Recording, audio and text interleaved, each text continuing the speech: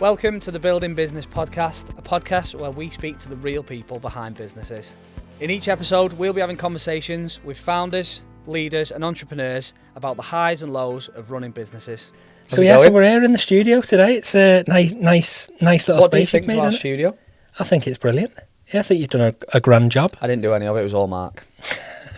There you go, I've given credit as well. You can make sure you share that clip with him. Yeah. Compared to what you had before, where it was just you were just doing it on a table, weren't you? Yeah, So well, if you go back, so me and Beachy did it, didn't we? Yeah.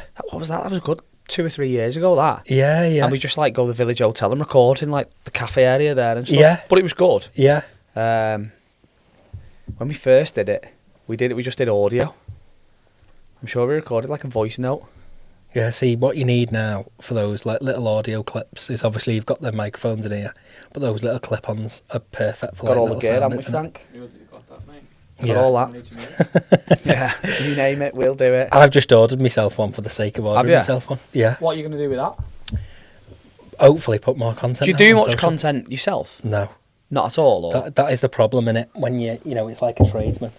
When you're in your own business, doing stuff for other people, you're never actually sorting out your own stuff. Your website's all right. Yeah, the website's all right, but it could do with a little bit of an upgrade, a little bit of a clean up. Some like It's new hard, projects isn't on there, videos. I remember Mel saying the same thing, because obviously she does all the social content stuff. She was the same. It's hard to do your own. What It they say, is. like a builder's house is never finished or something like that. Yeah, like you know, it's like my uncle. My uncle is he's a builder by trade. Literally, he's got jobs outstanding in his house that have been ongoing for years. But it's because he's working on other stuff. Yeah. You just can't manage it all yourself, can you? So what do you do anything on social media at the moment or not? No, I've filmed so much And if content. you did, would you be the one doing it? I'd be the one doing it. So I you need, know I for a need, fact I it need to doesn't get do. someone to do it. Need I need a Frank. But yeah, no, it's just... It's so hard though, and to be fair, I was having this conversation on. We had the Real 5 Zoom call this morning. You weren't on it, noted. Yeah. I'll let you off because you were coming here. But we're talking about like Vic was talking about like lead generators Yes. and like social media. I don't know about you, like historically, I don't think we get. Frank, you'll tell me if I'm wrong. I don't think we get much in terms of leads or business from our social media. No, I think more social media now is more aimed at either product or like a service that someone's looking for in the day.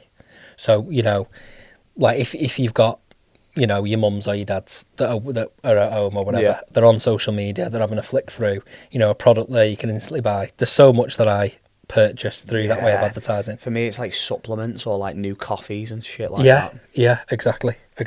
Or so like for us, we look very much look at social media as like that other form of social proof. So obviously we've kind of got like the sales teams and the outbound that'll contact. Yes. And if I'm a business looking to work with another business, Yeah, I'll speak to the business. I'll have a look at the website, yeah, which is obviously where you guys come in. Yes. And then I'll click through and say, right, okay, well, does their social media reflect what they're telling me? yes, yeah. And it's yeah. like for us, it's always been really, for us, it's been that kind of reputational social value. It's probably really good for recruitment. Do you know what I mean? Because people are seeing how you are and what you do as a business. 100%.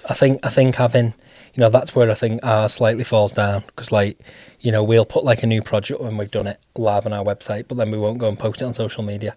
And I think, like you say, See, I think in that, because that's like a product as well, that would work. yeah, no, absolutely, and you know, if you're not following it up, you know, I'm the same. If I'm going looking or buying something or looking for a particular service, I go to the website first, and then I'll go, I'm going to have a look at all the other social channels and see if they're frequent. You know, we look at and see, you know, if people are still trading that way, don't we? Do you know, there's somewhere like, so we've like spoke to businesses in the past, and then you're like, I do that, I'm going to go and have a look, and they've not posted for like 3 years, and I'm like, Yeah, we're definitely still trading because we just spoke to them.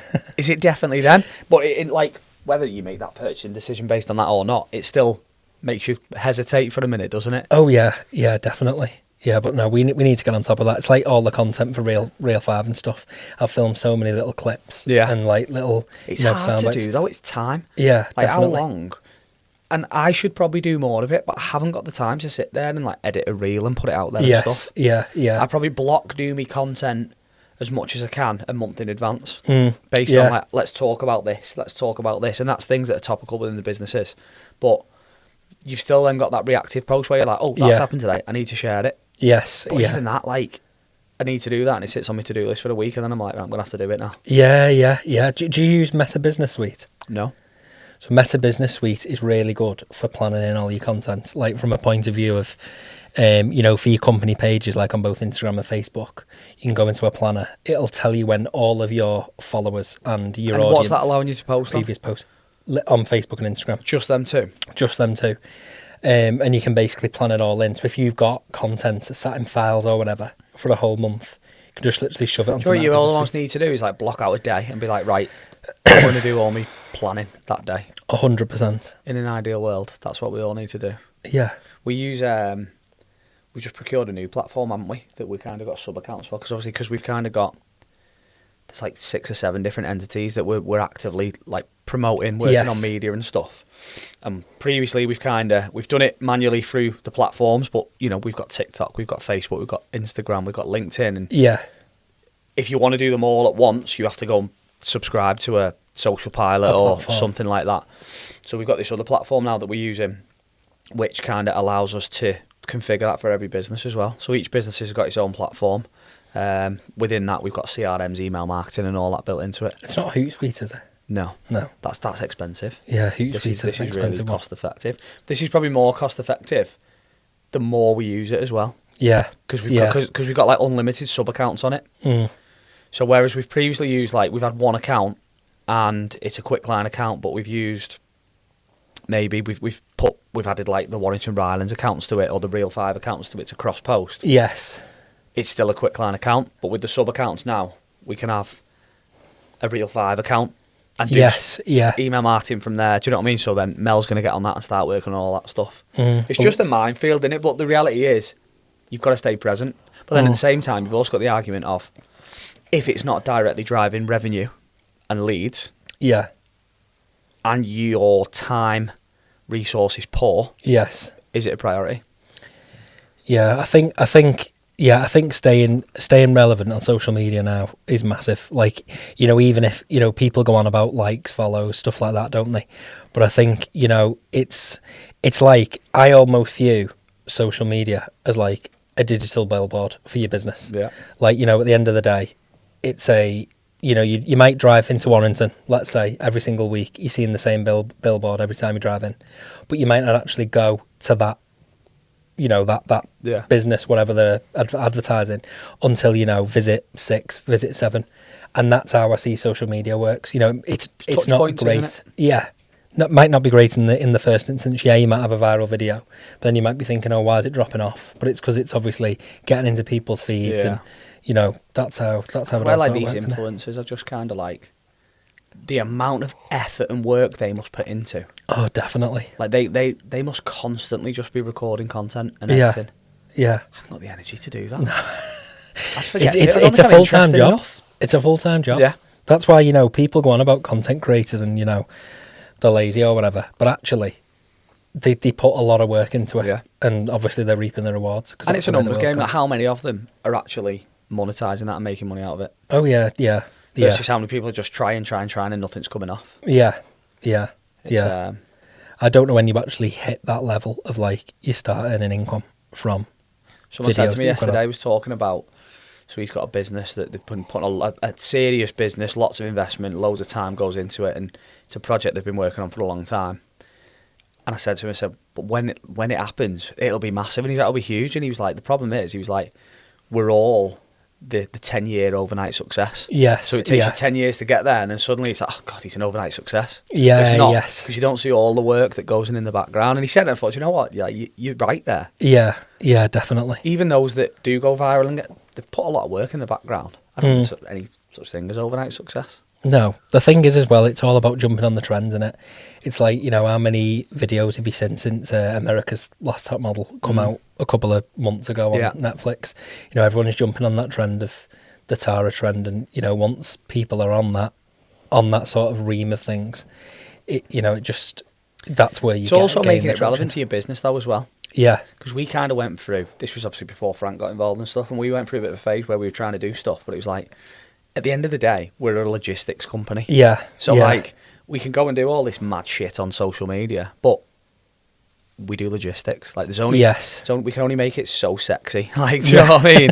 I'm limited here. Yeah. It's vans and trucks driving around the country. Yeah. No, you've like, well, Frank's completely changed it around though for you, hasn't he? You know, your social channels are brilliant now. Like, all the content that you put. It's intentional as well. So we've invested a lot of money in like getting authentic content. Yeah. Because a lot of people within our sector use stock imaging. Like, you'll know, obviously you guys did the website for us. So you look at a lot of our competitor websites and people in the same sector, and they're all using the same driver taking a parcel out the back of a van. We've all seen it. Yeah. So we've got a bit of a quarterly strategy now where we're bringing in videographers, photographers to come in and take pictures of the staff, of the offices, of the fleet. So Frank's got loads of content to work with, and he just keeps it all fresh. But that's been massive for us. We had a bit of a marketing strategy day last week with an agency in Manchester. And it's always good doing it with people that don't know your business at all. Yes. Because they tell you honestly. Yeah. And they kind of reviewed what we're doing, and then we're like, okay, challenging our thoughts and why we're doing it, and we're waiting for them to come back to us with a bit of a 12-month strategy. Yes. Because what they're trying to do is, it's great, all these things, but what's the purpose behind it? Yeah. And they were talking about, at the end of the day, the goal is to take revenue from there to there in that period of time. Yeah. So break down the numbers, break down the sectors that are going to deliver those numbers, and everything we need to do needs to feed them 3 or 4 sectors. Yes. And if it doesn't, you're just shooting in the dark, aren't you? Yeah, definitely. So that's that's going to be exciting, I think. Frank thinks he's busy now. just going back to that, to that imagery on websites. You know, we had one a couple of weeks ago where they'd sort of wanted a load of stock imagery, and I've been telling them from the offset, you know, you really should get actually images of you in your business. They were a training business, and they just chose loads of stock imagery, and it's just like, it's so hard to try and explain to a person why that's necessary. Yeah. But like, the way I see it is it's like a good return on investment, because once you've got those photos, they're yours forever. They're yours forever, and you can recycle them in loads of different stuff. You know, it's not just your website. I think it's the problem is, and you've got to look at it from a business perspective, it's businesses allocating the budget for it, but it's also them having the budget for it. You know, a lot of kind of like we wouldn't have done that 4 years ago, 5 years ago, because I wouldn't have prioritised that as an investment, because certainly in those earlier startup stages, it's kind of like every penny you spend has to deliver. Yes. Can I quantifiably define the ROI from getting that picture? Yeah. Probably not, but then you get to the fortunate situation where you're like, you know what, that can look really good. Yes. And then that's the snowball effect in business, where you're like, you do that and then you convert more and you're more attractive to clients, and it does work. When you've got the resources to throw at it, kind of thing. Yeah, definitely. Where's business at with you guys then at the moment? So it's MTG was the OG. MTG OG. Yeah, MTG was the OG. So still got MTG Digital. That sort of pushes all of our website and software stuff, so like our bespoke stuff. And then my other business partner, Ollie, we set up Olive Group, which owns the Flink CRM product, which is our training management system. So we thought that, like, still working together on like the web and the training side, like, you know, if we're pulling in leads. Ollie's in MTG as well. Yeah. So, but really, we've created our own business together under Olive to then bring in, you know, the Flink CRM side of things. And that's keeping you busy, innit? Yeah, that's keeping us well busy. So there's a lot of implementation that goes into, you know, getting customers on. We're not just an off-the-shelf CRM package. You know, it's all set up for the customer. Obviously, the bare bones of it follows the same structure, but the way it's set up for the customer, you know, their workflows, what points they want things to happen, emails to be sent, SMSs to be sent, and so on.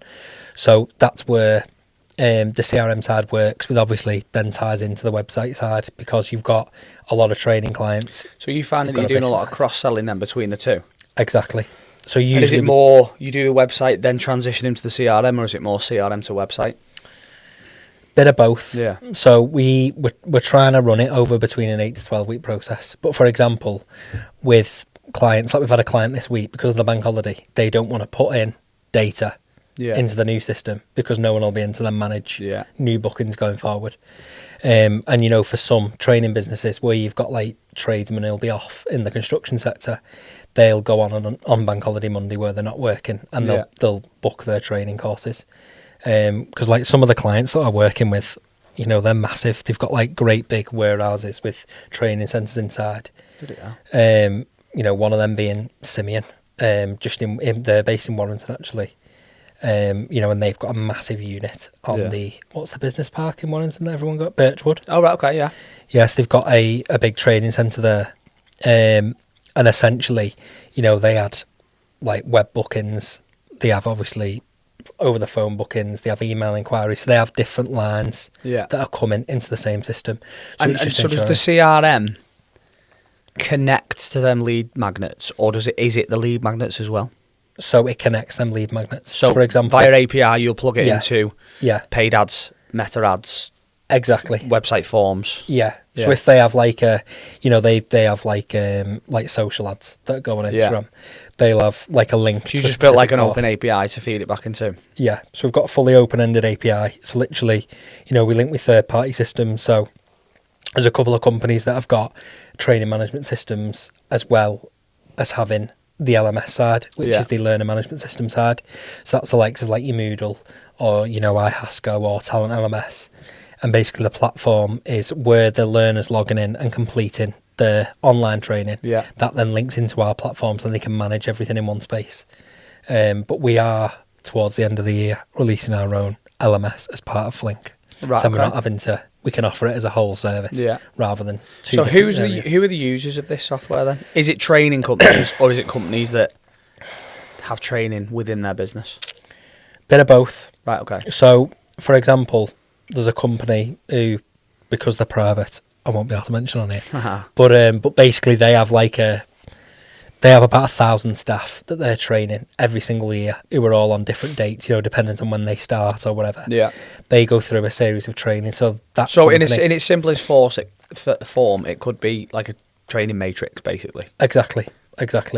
And all it basically is doing is that when I used to work for a training company, my biggest bugbear was sending things out like renewal reminders. It was a pain. Yeah.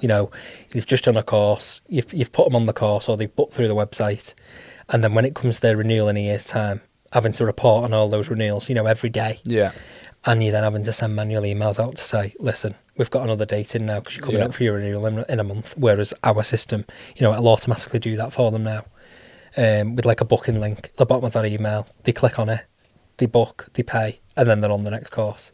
So it's sort of doing their marketing for them in a way as well, because they're not having to, send out like mail shots. So it's businesses that are providing courses or providing training. Exactly. So like it wouldn't be for logistics businesses that need them to complete, or would it, regular training? So like manual handling training, our drivers have to complete every 12 months.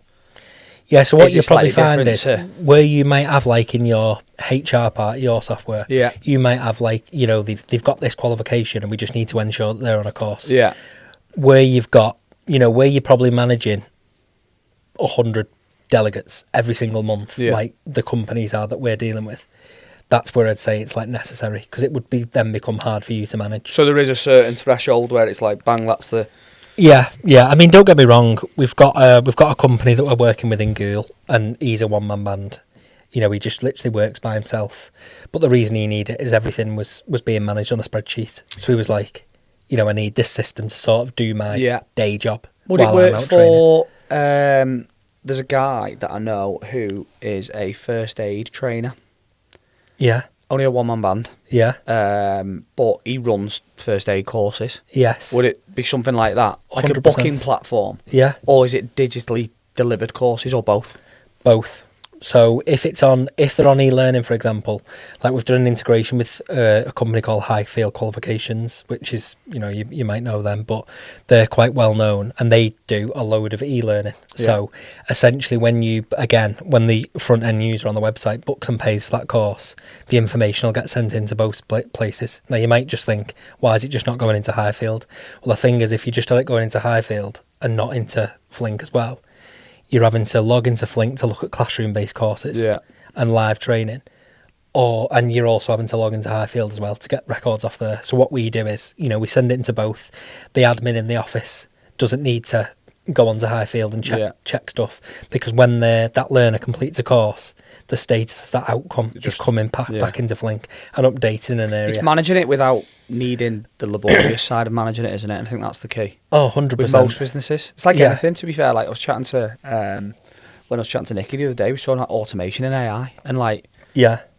it's a buzzword and Yeah. everyone's on it. And I think I read something the other day that's like, how many AI businesses have started in the past month Yes. versus how many have failed. Do Yeah. you know what I mean? Yeah. And the success rates are really low Yeah. because it's kind of low entry, but there is a massive need for it in businesses. Yeah. Oh, no, 100%. I mean, I use AI every single day. Don't know about you. To what extent are you using AI? Because I'm here for this conversation. Sometimes. There's a bit of a theme in these chats, isn't there? So I tend to use AI for emailing.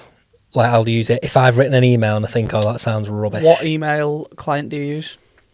Google. Right, okay. I don't really Just use use like Gemini. Gmail.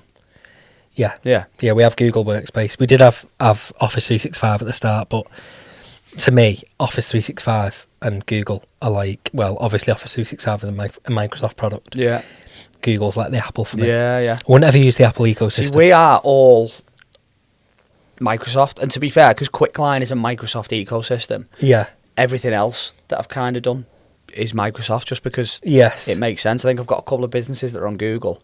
It just gets confusing. Yeah. No, and it does. Like, you know, Google can be confusing, but I would say that they make things a lot easier. Yeah. Like, we integrate with both of them again in the Flink CRM platform, and Google's a lot easier to set up with for the user setting it up than it is for Microsoft, because there's so many hoops you have to jump So through. I've been looking for ages for an email application. So Outlook is the go-to. Obviously, you can add all your accounts into that. Yeah. I tried Canary Mail for a bit. Yes. And I don't actually know what I'm looking for. So the biggest challenge I had at the moment is I need my PA to have visibility over my emails. Now, without her logging into my emails, yeah. there's no way around it. Do you know what I mean? And then obviously there's the security challenges of she has to send me verification codes so I can authenticate and stuff. Yes. I hope my IT company aren't listening because they'll shout at me for doing that. But do you know what I mean? And it's like looking for the platform where she can have visibility. Yeah. Without me giving her my passwords. You need to give Spark a try. Spark's quite a good one. Spark is a good one for that type of stuff. Again, I had it when Tim was in the business. Yeah. We had it together because it helped for stuff like that. You know, if I was out the office or whatever, you basically log in on one login, but then behind that login, you've then got all your emails accounts linked. So he could see your emails? Exactly. Without you having to forward them and stuff, and he could reply to them as you? Exactly. Brilliant. Yeah. That's exactly what I need. Yeah, I mean, obviously the other thing you've got as The well... problem is this, it all bloody costs money, doesn't it? Oh, yeah. I mean, to be fair, I think Spark, I think you just pay for the app, if I remember rightly. Right, okay. And then once you've got the app once, that's it. But yeah, double check it out, because, they might have gone to a subscription-based model now. Yeah. With as times go on, because that's the way everyone's going. What other AI tools are you using? ChatGPT is my main one. Like, I literally, because I pay Do you for use it. Claude? No. So many people are talking to me about Claude at the moment. What, is that just an online one? It's Anthropic, Claude, Right, isn't it? So okay. they're like, I think they're like one of the bigger competitors. Right. I'm okay, ChatGPT. yes, yeah. It knows me inside out. Yeah. It's like another PA, basically. Yeah, yeah. But I know that one of my business partners had used Claude Yeah. so you can like code and stuff on Claude. Yes. So what she'd done, to be fair, is basically rebuilt a website and an online inquiry form and stuff in Claude and published it live. Yes, yeah, yeah.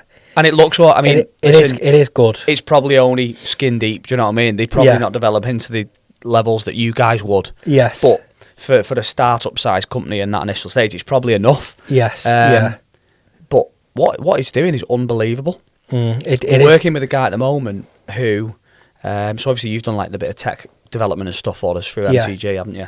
And one thing that I've always wanted to do is automate my mailboxes. I know we've spoke about it in the past. Yes. It's on our tech roadmap at Yeah. some point in the future. It's probably not as much as a priority because for us at the moment, the differentiator is our people. Yes. So I don't necessarily want to replace them with robots because Yeah. I lose my differentiator. But I'd had a conversation with this guy that I'm doing a bit of work with, and he said, I can build that on Claude. And I was like, He's not a developer. He's Yes. he's a bit of a consultant. So Yes, he's got a lot of experience as an ops director, very, very successful companies, and he's gone on his own now consulting. And so I was like, have a go, like just give it a go. Do you know what I mean? It's not going in the business. We're going to just try it. And within about 10 minutes, he was like, send this an email and it'll reply. So I just sent an email and it replied. Bloody hell. I mean, So we're now testing data. Now, and then, I think I've mentioned this to you in the past as well. So one of the biggest challenges we have is customers will come on. So some customers will come on and say, I need a small van. Yeah. Perfect. Some customers will come on and say, I need this table moving. It's 120 by 40 by 40 Yes, yeah. by at 50 kilos. And our team then has to calculate, right, that's the size vehicle that needs to go in. Yes, yeah. I am yet to find a solution to how I can automate that. And what I always wanted was put the dimensions in and the system go bang, bang, bang, that's the size vehicle you need. So I had this conversation with this chap. Within half an hour, he'd sent me a model that he'd built in Claude that did it. So the AI took the dimensions through it, and I was like, that is unbelievable. The thing is with AI now, is it's like, I was having this conversation yesterday with, I think it was with, it was on another one-to-one. It was with this fella that owns a leasing company. And I was sort of saying, he gives it prompts sometimes. It doesn't give him everything he needs. Yeah.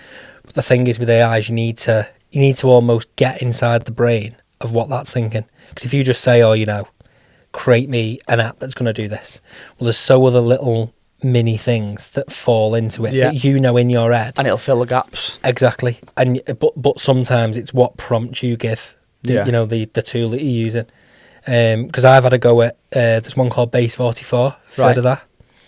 And basically there was a lady in a hairdresser, she's like a family friend, and she'd said to me how she uses Fresher at the minute for all her bookings. She said, but what really annoys me about Fresher is how much money they take, from customer acquisition, like a new customer, and then obviously getting a sale through the actual app itself. Yeah.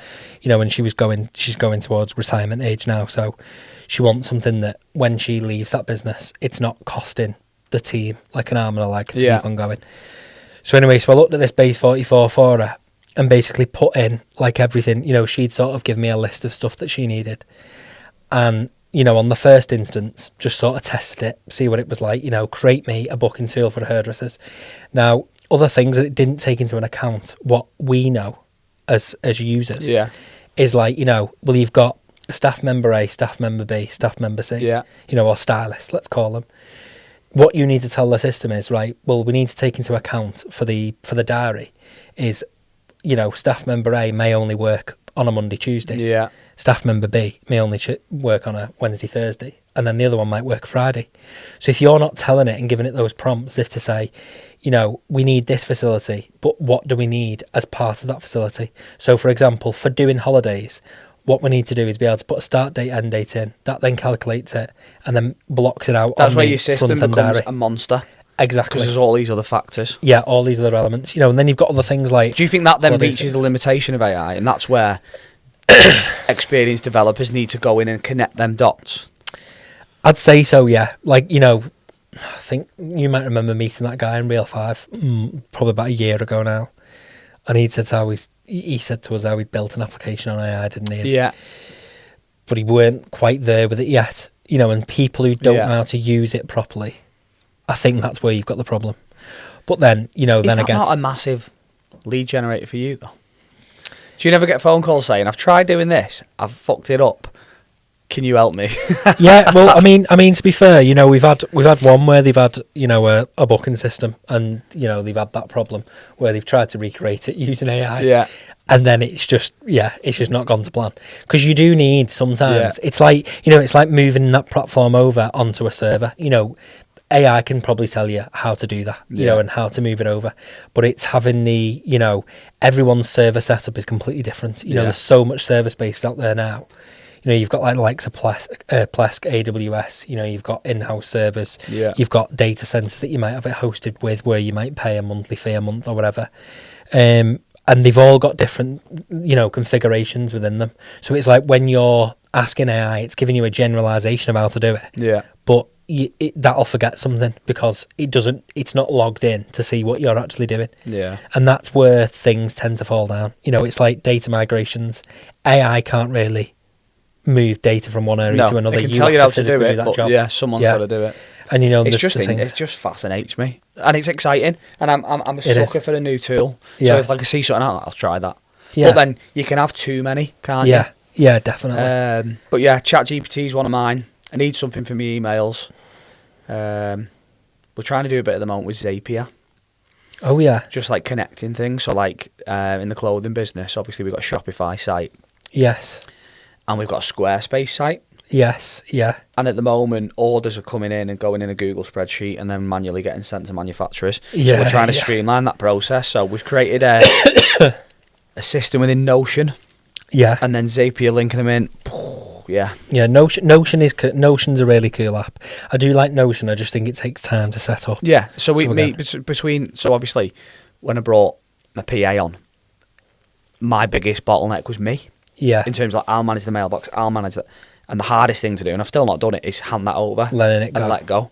The best thing is like days like when I'm busy, she'll just do it, Yeah, yeah, which is amazing. Do you know what I mean? So we built like a Notion workspace yes. where my tasks are on there, her tasks are on there, and I'll have like however many tasks of the day, and she'll say, "What do you need me to do for that?" And Yes, challenge me yeah. to be like, "Well, you know, you can do it." Yes, yeah, But yeah. I'm still at that stage where I'm like, "Oh no, I'll do What that." I do like about Notion is where you can pick templates that people have built Yeah. of like tools that you were thinking. So it's not necessarily led by Notion. Yeah, So it's like, you know, and it's free. yeah, To a certain level. Yeah, yeah, yeah. Until you start adding a load of users on there, and it, Yeah, and it starts to basically, come costly. But no, it's good. It works. And then my latest one, which is my new favourite one, is that Whisper Flow. Oh, I've not heard of that one. That was amazing. So what does that do? So it's a bit like dictation, basically. And to be fair, Mike from Lou Electrical actually sat there and told me that iPhones do it anyway, which they do, but not as well. Right. So okay. like I can just type out an email, but just talk to my computer, and it does the whole email, sends it. But it's smart, so it'll remove like the hesitations, the yes. If I change my mind, it'll automatically delete it and put new stuff on. Right. So I'm trialing okay. that at the moment, which is good. But a lot of my messages, I think I sent one to you the other day, sounded really formal. So I sent one to Stephen, and he was like, "Are you okay?" And Yeah. I was like, yeah. "Yeah, mate, why?" And he was like, "That email seemed a bit short." And I was like, "No, it's just really professional." Yes. Yeah. Yeah. So he was like, "Do me a favour, just don't use that with me." I was like, "Okay, mate, sorry." Mel did that to me actually the other week. She sent me like an invite for the In Club event, and she'd like, you know, said, "Oh, I just did that. I sent it. I'd got ChatGPT or some service to send me it." And she was like, "Oh yeah, sorry if it come across a bit formal," because that is the other thing to it as well, isn't it? Yeah. Like if you don't, It's got no personality. exactly. Like if you don't put something, you know, in like ChatGPT, you'll notice how you can build your bio. You know, you can put things that you dislike, don't Yeah. like, into that description, and it sort of helps when it comes to doing answers. You know, it's like one of my things with AI is like, I don't know whether you found this. ChatGPT used to put like little dashes and long dashes Yeah. in between words. So, you know, one of my rules that I have. Did you ask it not to do that? I said, do never put that because it looks ChatGPT like. Yeah. And now it just never does it. You know, and you can see when it's thinking of giving So me an what answer. I do, to be fair, so we use that. I've used Plord. Have you No. come across Plord? So Plord is like an AI. You know more bloody apps than me. I Aaron. know, yeah, I love it.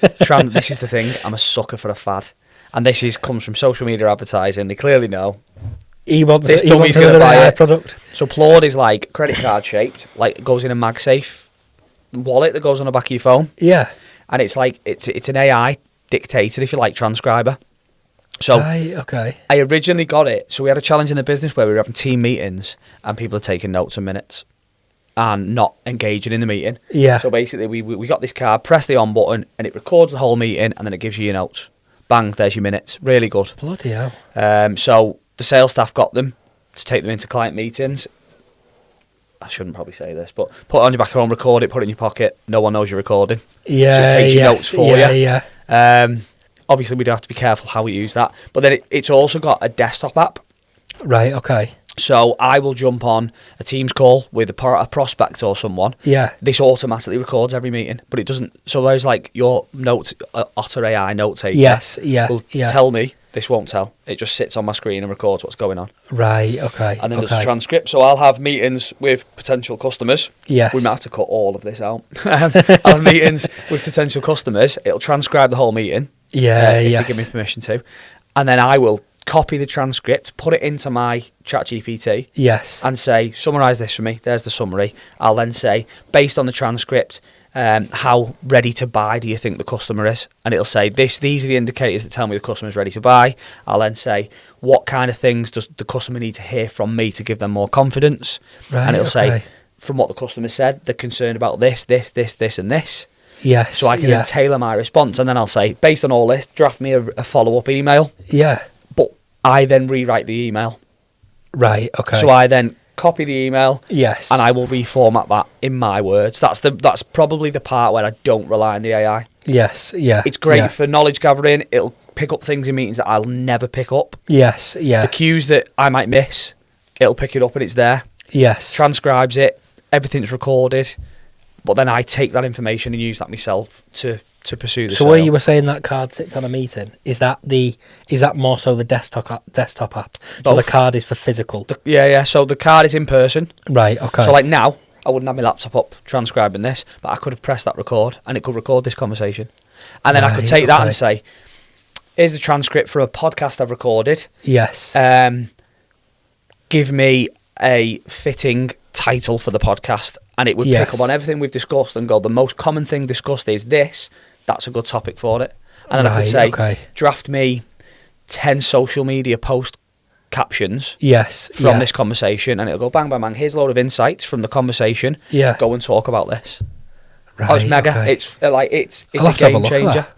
Yeah, you'll have to It's send us really the good. details of that, because you got me into that Cinder AI. I mean, I stopped using it after a bit. I don't use that anymore, to be fair. I told you, it's me. I'm a sucker for them. Yeah, I mean, to be fair, it was good, but you remember when I told you it posted only bloody posts out at one time? But like that's so I think the automating of posting stuff, I don't think I'd rely on AI for that. Yes, yeah. Well, that's where now, like, Meta Business Suite is brilliant. Yeah. Like, you know, it's you can just literally put all your posts on it only for Instagram and Facebook. But you know, if that's one of your main channels, obviously you use that other app now. But if they're your main channels that you're using, I'd 100% recommend it. Yeah. You know, it tells you, as I was saying before, it'll tell you when all your followers are mostly online and people that have interacted with your stuff. Yeah. It'll recommend when's the best times to post on certain days, things like that. And you can change the content up on there as well for both Instagram and Facebook. So, you know, you can only have so many hashtags on Facebook that might be relevant. But then on Instagram, they'll use different ones. It's crazy, isn't it? Yeah, it is a good way of planning stuff in, because, like I say, that's my biggest downfall. Yeah. So where are you currently getting your business from? Networking. Is that where networking is massive? Like, is it's like, yeah, I'm not just saying this because I'm on here, but as I said to Steve the other week, like Real 5 for me, like people that don't get the benefit from it. Yeah. I think clearly, they aren't showing up enough. They aren't doing enough one-to-ones. Well, like not coming on the online calls. So with those online calls, I did actually mention this to Steve and Emma the other week, with the online calls. So because I've started seeing a client now every Wednesday, I'll let you know. It's hard to me to get onto them now, but I did explain it to Emma. To be fair, I was on the call and I was like, yeah, Matt's not there, but I am seeing him this afternoon, so I'll find out where he is. But yeah, so I'm busy on a Wednesday now, so it's just a bit chocker at the minute. Yeah. But networking 100%. Is it? Yeah, like. And is that how is that? Is that just? It's not necessarily people that you are specifically with. It's people that they're passing on to you. Exactly. So prime example, Vic from Pegasus the other week. She joined the group. Yeah. She was having a conversation the following day with one of her clients. They're looking for a new website. Straight away. Yeah. I think it's just building those relationships and speaking to people. And again, with Real 5, it's like with you and Steve. I see you as mates now. We're not just networking buddies. You know what I mean? It's like I think building those relationships and creating those communities. Time. I think naively a lot of people go into it and think it's transactional. I'm going to go in, I'm going to spend that, I'm going to get that. Whereas if you look at it a different way and you approach that and say, do you know what, I'm going to just go and I'm going to invest my time. I'm going to get to know these people. Yeah. For me, it's the people you surround yourself with. 100%. Get into a group of people like that and spend. I mean, you've been a member of Real 5 for how many years now? Nearly 3 years now. Do you know what I mean? Yeah. That's 3 years of relationships. Yeah. And now it's one of your biggest lead generators. Yeah. Yeah, absolutely. That's a 3-year investment, not an overnight success. No, do you know what I mean? Yeah, definitely. And that's what I would say to anyone going networking. I've got mates who are in trades. They'll come to one group and then they'll look at the cost of it and go, "Nah, it's too much money. It ain't worth it." But actually, if you go in all the time, one thing in our group now that we're really, like this in another networking group, that we're really finding hard to come by is a good plumber that's reliable. And I just think sometimes the people who are, there's like another guy in there that's an electrician, and he mainly deals with the networking side and going, communicating with people a bit like I do for our business. Whereas the plumber's trying to do everything, and sometimes you can't. It's harder for like your single person businesses to juggle all hats. Like we were always fortunate because it was always me and Steve from day one. Yes. So we could divide and conquer. My strength is just talking to people. That's what I do. Do you know what I mean? Yeah. And I'm good at it, which is great. I get paid. I talked a lot in school, and I'll get paid to talk a lot. It's fucking brilliant. But it's hard. I wouldn't be able to do that as much if I had to do everything else within the business as well. Yeah. And that's the challenge. Yeah. And it's finding those environments where you can do both. And the support structures as well. I'll be honest, we don't get a lot from networking in terms of business, and maybe we should get more. Maybe, ironically, we run networks, but maybe I don't actually work within the network as well as I should. Yes. Yeah. Don't get me wrong, like some of our biggest clients came through referrals through a network, which come from relationships. So that's why we're so passionate about it. But in terms of, if I look at leads we've generated in the past 6 months, there's probably like very, very low percentages that's come through referrals from networks, but I don't think we ask for it enough. Yes, yeah. And I think it goes back to that whole thing as well, doesn't it, where you're not looking after your own almost, like where you're running it. Yeah. You haven't got time to do it for yourself. Yeah, exactly. Because you're standing up there at the front. And it's hard because, our focus in those is making sure that everyone gets ROI and gets values from the memberships. Yeah. And then you don't necessarily stand there. Like, I very rarely stand there and talk about Quickline or talk about anything else that I'm pushing. Maybe I should do it more. Yeah. But I like to think it comes in other ways. Do you know what I mean? And it does. Yeah. It does. There's so much out there. Our biggest, we're doing, so I was talking again this morning about email marketing. Yeah. So someone had mentioned on the call that their response from email marketing campaign that they're running has dropped. Yes. And we've probably noticed the same. Have you ever done any email marketing or anything? For Flink we have, yeah. And do you get much from it or? Not initially, but like we're starting to see that return now. I think it's like, it's a bit like social media though, isn't it? Yeah. Be seen. Yeah, you've got to be constant.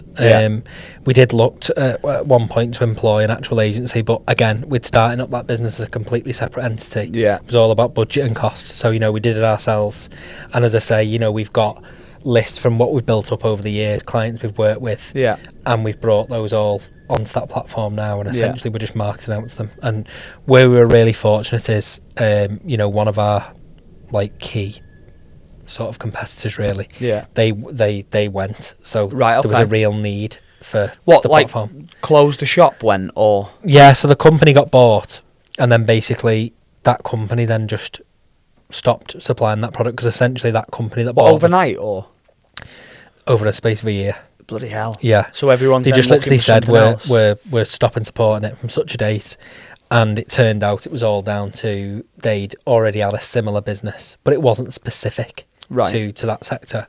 They'd had a similar business and they were just buying it to get rid of competition, which is what a lot of companies do, isn't it? Just to take them out of the market. Yeah, to take them out of competition. Bloody hell. So email marketing was once upon a time massive for us. Yeah. Yeah. In terms of tracking opens, clicks, bang, there's a lead, let's bring it in. Yeah. But I'd say majority of ours is like direct outreach now. Yes. So that Apollo. Yeah. I mean, your Hotjar tells you that stuff as well, doesn't it, on your site? Yeah. So it's stuff like that. But again, hopefully this marketing strategy is going to give us more direction with that. Yes. In terms of specific, like email marketing, does it work if you niche down on your data and who you're targeting? Yeah. Do you know what I mean? We've got a database there where we can get the data, like you saw the other week when I just pinged you an email address. And then, do we need to specifically email market relevant information to them people? Yes, potentially, and that might be the way to do it. I don't know. We're all just guessing, aren't we? Really, it's getting in front of people, isn't it? And not so much. It's that common saying of it's not what you sell, it's how you sell it, isn't it? Yeah. And I think with certain products and services, like you were saying before, when you used to, and so she used to, stuff that was completely irrelevant to what you're doing as a business, actually putting your stuff in front of those clients that are actually looking for that thing, or gains a bit of traction and interest when the time comes, it's just being at the forefront of the mind, isn't it? And Yeah, it's like if I'm going to go and target a specific sector, I'm going to ring them and I'm going to tell them about what we do within their sector. yes, yeah, If they then go onto our website and it doesn't reference that sector, yeah, or it references a completely different sector, they're going to be like, well, hang on, you told me you specialise in wood panel distribution, but you're talking about glass. yeah, Do you know what I yes, mean? yeah. Then if they go on my socials and I've got a case study about something completely different, Yeah. there's no alignment. No. No. But it's hard because then we're also kind of like, I hate that question of, oh, well, what's your ideal client? Anyone. Yeah, yeah. You know, what sector yeah. do you work in? I'll work in any sector if Yes. they're willing to spend money. And I've always been reluctant to kind of, like what you've done with training's brilliant because it's dead specific, dead niche. We do training. Yeah. Software for training providers, bang, there you go. Yes. That's really yeah. easy. Whereas I'm like, I'll do a delivery for anyone Yeah. that wants to move anything. Mm. And I will, and I can. But then people say, no, you need to specifically say, I'll do a delivery for people that specifically do this and this. I don't think I've got the balls to do that. Yeah, yeah. What yeah. I've always been scared of. Yeah, but what if someone that doesn't do that wants a delivery? Yes. And they think I only do that, but I think that's probably me overthinking it. Yeah. Well, I mean, it's like when I left my bag in Birmingham that time. Yeah. After a weekend away, it's the first person that comes to mind is Quickline. 'Cause Yeah. It's like, instant delivery. I was telling someone on a call about you yesterday. They were sort of saying, well, what do they deliver? And Yeah. it was like literally anything from a bottle of perfume Yeah. to, pallet loads of stuff. And it's always, if I'm ever speaking to people, it's always at the forefront of my mind that, Quickline now, because it's been drilled into Yeah. our minds, hasn't it? But I think over like time. from a marketing perspective there, and it goes back to networking, like your 60-second pitch. Do you know what I Yeah. mean? What do you do? Oh, we're a logistics company. We deliver stuff. Yeah. Who gives a fuck? Do you know what I mean? Yeah, Whereas yeah, like if I yeah. stood there and said, right, I specialise in delivering parts for aircrafts that are broken. Yes. Yeah. That's a lot more specific. But are you reducing the potential business you could get by Yes. being that specific? Yeah. But if you get one, does it matter? No, definitely. And it's are like you doing anything with Liverpool Airport? No. No. Because there was a guy there They've tried once. to get me to market there loads, but I don't really know how it benefits me. Well, the only reason I say so is because there's a fella there that I was speaking to 2 years ago because I helped him with, he was organising something, helped him with a few bits. And he literally said to me, if you ever need anything, like airport-wise, give me a shout. And he's the ops director at Liverpool. Free parking, Well, yeah. boarding. What was mad is literally a week before that and sorting out that frame, me and Matt were going away to Lanzarote. Yeah. And I was like, do I be cheeky here and jump on the back of what you just said? 100%. And I didn't have the balls to do it. You don't actually don't get, do you? No, you don't. You don't. But that is, that's me all over that. That's brilliant. I've not got any holidays booked yet. I'm panicking about this fuel shortage. Yeah, well, that's the holiday prices are going up now, aren't they? It's one Well, thing that's it. Karen's So drilling down We on. was looking to book there. Me and Steve were going to go away, and he was like, should we wait just in case? Because your insurance won't cover you if they run out of fuel, will they? No. And I was like, yeah. And then Nick's looking there, so I was like, let's go on a cruise. Yeah. Because we might still be able to sail if we can't fly. Yeah, it's a good idea. It's a good idea. I'd recommend the cruise to Or anyone. a staycation. Sod Yeah. it. I've got an electric car. I'm not going to run out of fuel, am I? Yeah. My mum has just gone away now to France, and they've driven over. Have they? Just got the ferry. Went from Portsmouth to Cairn. Is it Cairn? It's a long drive, that though, isn't it? It was a long drive. It took them a day. I mean, don't get me wrong. They drove down to Portsmouth, stayed there the night, and then got the ferry the next day. But honestly, the ferries now that cross the French waters are, well, is it the English Channel? Am I right in saying that? I have no idea. My geography's shocking. I think it is the English Channel. We're going to call it the English Channel. But they were crossing that, and honest to God, the room that they'd had like a room on this ferry, and it was like, gone are the days where it was just seats in like a big hall, and you're just literally going across the water. It was literally like being on a little mini cruise. Bloody hell. Yeah, it was well nice. So I think I might be doing that this year, going visiting them there. Well, they're staying over there, that'd be like. They bought a house. Oh, are they living there? They haven't. They're not. Oh. They're not emigrating, but they're just. What, they're in just staying France? long periods of time. Yeah, Oh, lovely. yeah. So it's another, another little holiday destination, I suppose, somewhere different to go. Saying 2 that hours to the from lads Paris. at the club, because obviously we were all like, oh, what's our future plans? And I was like, well, if you buy a place in Italy, you've got a place in Spain, I'll go Portugal, we're sorted. Yeah, We'll just yeah. swap houses. Yeah, it's a good throughout the idea. year. Isn't it? I've said it so many times that I would happily now, not so much a couple of years ago, I wouldn't have, but I'd happily now sell my house and go and live abroad. Yeah, I think get Isaac through school, there's nothing keeping me here. No. Do you know what I mean? Yeah, yeah. But I don't think I'd go permanently. I'd like to come back, keep somewhere over there and just dot about. Yes, but then if we're dead clever, we just get people we know. Everyone just buying a different country. Yes, yeah. We're sorted yeah. then, aren't we? Just have one big WhatsApp group. Yeah, that is one thing. My house is available. Anyone want it? Oh, 100. Well, that's the thing. Where you've got Airbnb now and that in it. It's like you know, that's what my mum is planning on doing. They're planning on putting their house on Airbnb because you've got is it the Open, the golf? Yeah.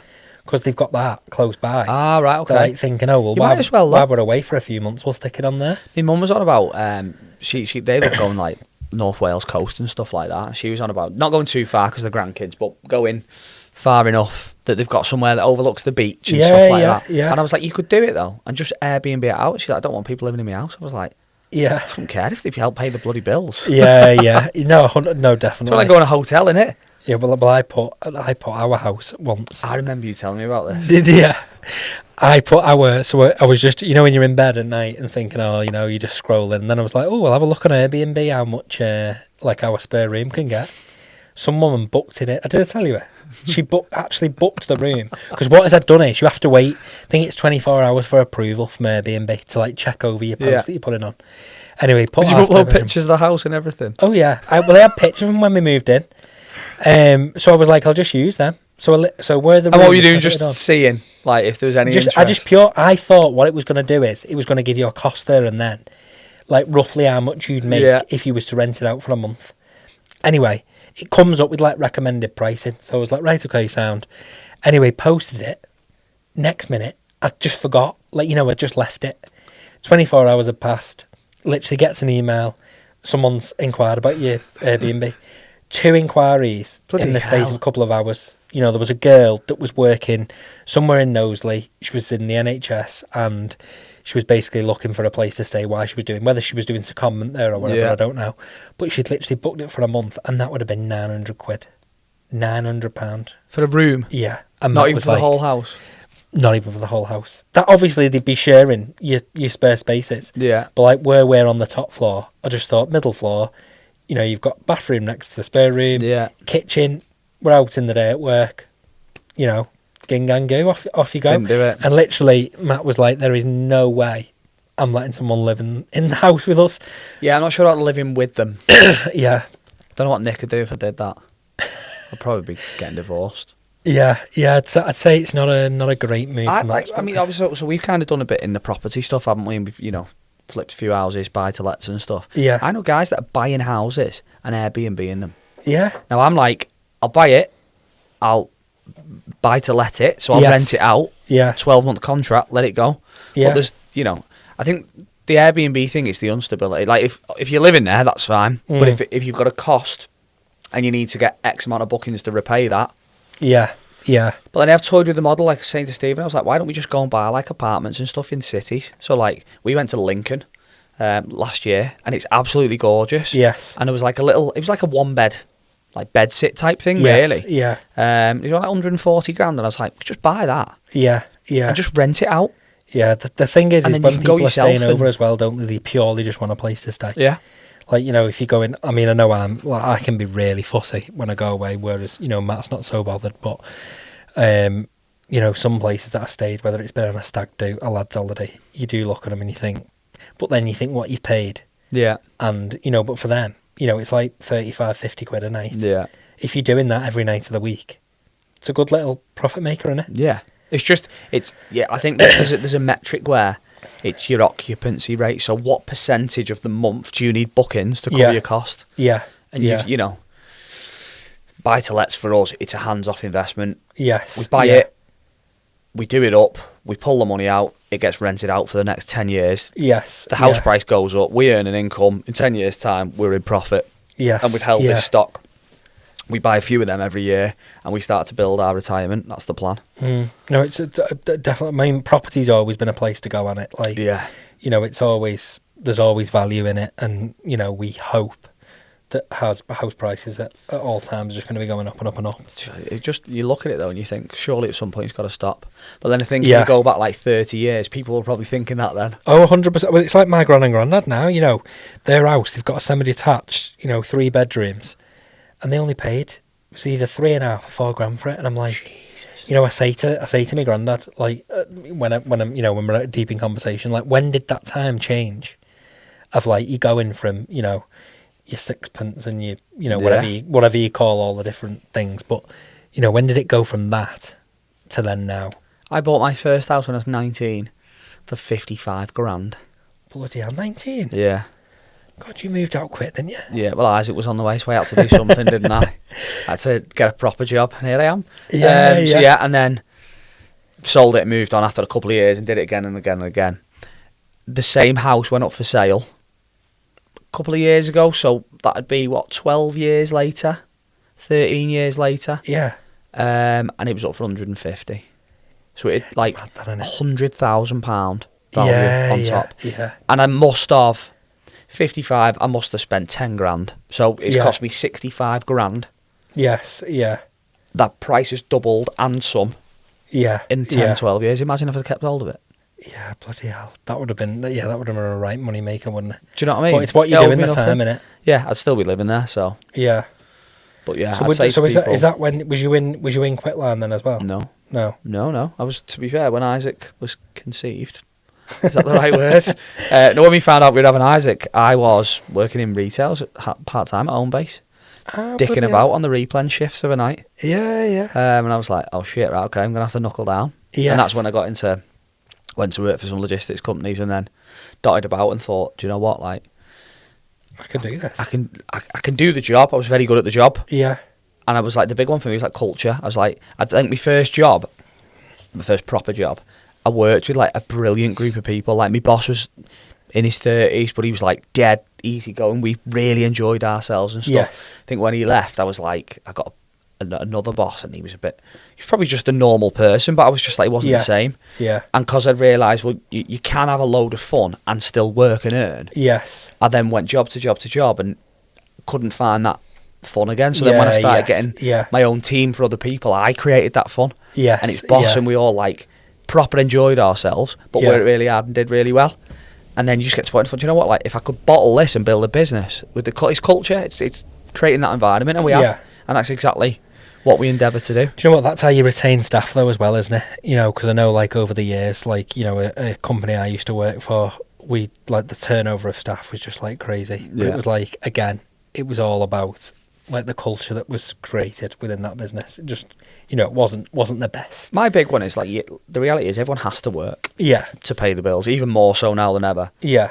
You've got to enjoy what you're doing, and that doesn't mean like all of my staff are dead passionate about logistics and freight. Yeah. If they were, they'd probably be dull and really boring. Yeah. But they're good at what they do. Yeah. The important thing is we have a laugh and we have fun. And, you know, I know that there's opportunities out there. They could go and work for other companies. Yes. But they won't. Yeah. And I know it's the culture that keeps them. No, there's nothing glamorous about moving freight around the country. Yeah. And I don't think they're in it for that. Yeah, yes, but, yeah. Do you know what, though? Every day is, though, like a different day. Like, you know, one thing that I'll say when I've been into Quickline is, when I sat next to Claire once and just seeing everything that she's doing, and Nick, you know, and didn't really get around the other guys as much, but, you know, Nick and Claire, they're so quick, and like everything they're doing, you know, it looks like they enjoy doing it. So I think I think there's a lot of people in our business that are still of the belief that like the tech can't keep up with them yet. Yeah. And I'm like, it will, and it will. Yes, but you've got to, because they're so on it and they're so bang, bang, bang. The tech almost has to prove itself. Yeah. Do you know what I mean? And it will. It's all about making people's lives easier. No, definitely. And enabling them to go and do what they're really good at and be themselves and be them people that drive the culture. Yeah. Because then customers will want to work with them people. Yeah, 100%. What's the plans for yourselves then? Because obviously, is it just yourself and Ollie in the business at the moment? Yeah, so me and Ollie. Any dreams of going We do want to go big. It's like that whole, you know, chicken and egg situation. Yeah. You know, we've got like staff that are subcontracted now. Yeah. We're working with a couple of devs who are subcontractive. But yeah, our dream really is to get an office again. Yeah. Back in like Liverpool or somewhere. Just like I know people say, why would you want to be in Liverpool? You know, it's like your office. Great. Yeah. Nice connection.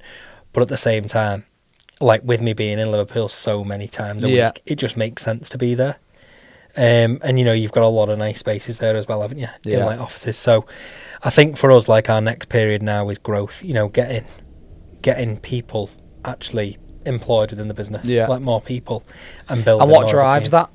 Because I suppose the training stuff, that's retained income in it. So Exactly. it's a lot easier to go, this is our forecast because we've got that many clients paying that on that year contract. So that's Yeah. the websites is more project based. Exactly. So like I'm more, hence why we sort of, you know, went ahead with our training product really, Yeah. because again, it was always something that was in the back of my mind, you know, back in 2020 before COVID. Yeah. I'd had this plan, got told it was going to be 180 grand to build it, and I was like, right, okay, I'm going to have to back off from this a bit now. But then obviously when we started the business back in 2022, it sort of seemed more achievable with obviously the tools and everything that we had in place to be able to drive that forward. So, you know, now we're getting more and more retained business. It then allows us, as you say, to budget and forecast for stuff. So I just think so like we do nothing contracted or retained in Quickline. Yeah. So we have 1,700 businesses Yeah. that are customers, Yeah. and our net has to be that big because some of them might never book for 6 months. Yeah. Yes. So it's volume. We've got to onboard as many as we can. Yeah. So that law of averages states that on average 500-600 of them might book a month, Yes. which is great. Yeah. Now if yeah. I need to increase my income, I need to increase the bookers. I need to increase that pot. Yes. But then it's like, yeah. okay, you've got that pot. What more can you get out of them? Yes. So yeah. that's where we look at different services. I'm doing it at the moment, a few different service lines in terms of I'm already giving you these services. Yeah. What fact find can we do as a business? Other little What stuff else can do you we need? offer? Can we bolt that and can we bolt that? And we probably don't leverage that data we've got enough. Yes, yeah, yeah. Well, now you've got your new license now, and you know you're going down that line of haulage and stuff with your own haulage. That'll open more. Yeah, more and that, doors to for be you, fair, won't it? that deliberately came on the back of it. So you know, we set the business up, and for a large part of the past 10 years, we've just done same day express deliveries, which Yes. is kind of like 1 in 10 times shit's hit the fan. Normal logistics providers let us down. Let's ring Quickline. Yes, And we were yeah. coming, saving the day, doing a great job. Everyone loves you. Amazing. You guys are great. And then Yeah, the next yeah. day they go back to the other guys they use. Yeah. So I was it's- like, well, who are they using the 9 out of 10 times that they're not using us? yes, Ask yeah. a few questions. Oh, we use general haulage, line haulage. We use these companies. And I was like, okay, well, we can do that. Yes, yeah. And we're yeah, still dealing with that kind of challenge of they don't know we can do it. Yeah. But we've got 1,700 people that we need to sit in front of and tell them. Haulage is like a massive. It's so big, though, isn't it? Like Yeah. I remember working for the training business years ago, and we used to ship all medical equipment out Yeah. to, you know. And what was that company name?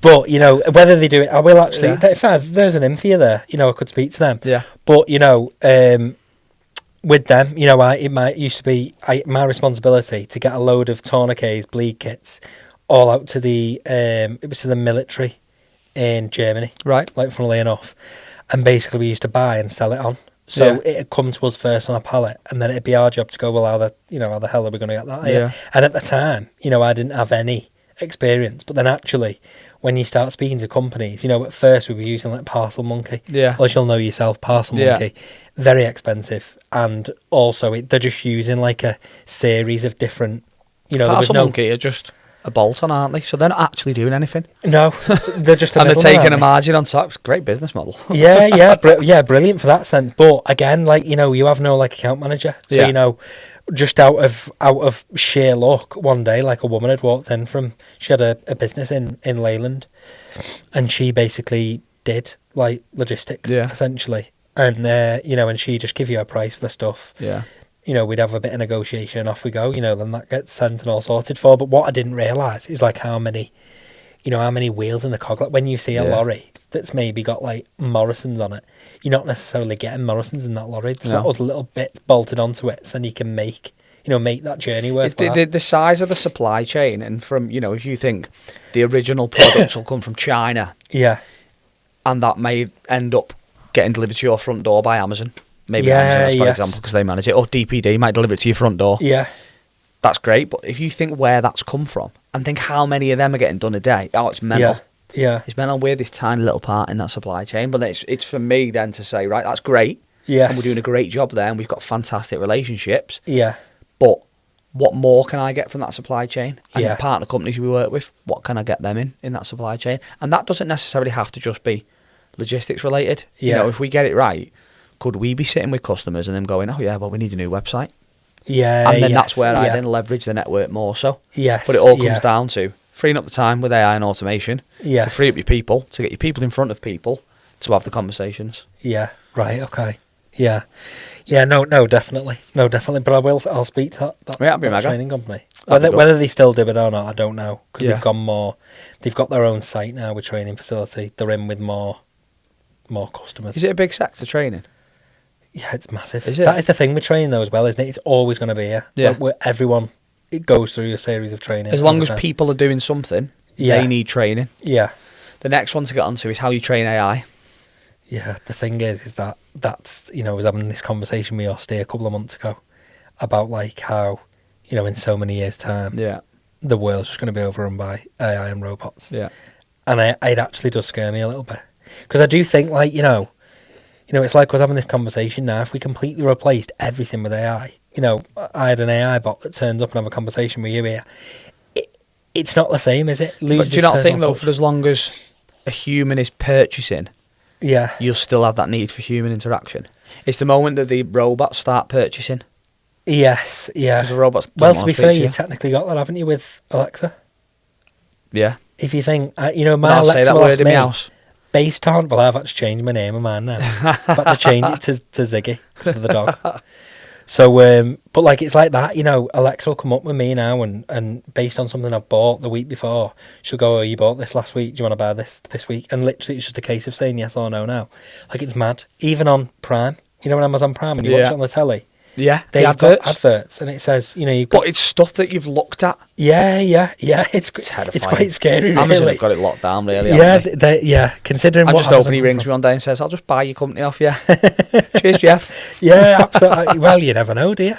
We can dream. In the right place at the right time. But no, it is. It's crazy. Terrifying. Yeah, And we've looped it right back round to advertising. yeah, exactly. It all comes back to the same thing, doesn't it? That is good. But how's your house going anyway? The one that you've been doing up? Good, yeah. Yeah, good. Been a challenge. Been a learning curve. Yeah, I had a target to buy two more this year. Steve's going to shoot me if I suggest we do that now. But no, I think I might get one more in this year. yes, This one yeah. took longer than we'd expected. It is. It's hard, isn't it? And especially then when you go to buy and like selling it on, you've got the whole rigmarole of Yeah. like months to then. The get it biggest sold, thing, haven't you? which has been the worst outcome from the whole property venture that we're currently going on, is obviously I've got my own house at home. Yeah. And we bought it. Was a bit of a fixer-upper. Yeah. But I'm always one of them. Buy at a low value. Buy the worst house on the street. Spend time getting it right. Yeah. You'll do all right. So I assured Nick when we bought it, within the next 6 months, I'll have this house done. It need new bathroom, new kitchen, everything. Doing Yeah, new driveway, yes. garden, the lot. She was like, right, okay, if you're sure. I was like, promise you. Nick's one of these, like, she likes the finer things in life. Everything's done, nice, Yes, modern, yeah. clean. Not a problem. We've been in there 18 months now. Upstairs is done. Yeah. It took me almost 12 months to do my bathroom. Yes. I've just finished landscaping the garden. Got to still build the extension, do the kitchen and all that. Have you done all this yourself? Yeah, so this is my thing, right?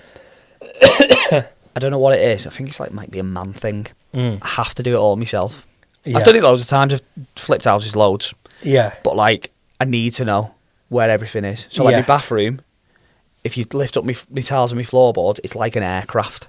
Yeah. Military precision, perfect. I know every angle, I know every pipe, but I know it. It's mine. I know it's been done properly. Yes. I know exactly where it is. So if there's a bit of water on the ceiling, I know why. Yeah. Probably because I've not done something properly. But yeah, that's just me. I have to do it myself. It's like that satisfaction kick of, Yeah. look what I've achieved.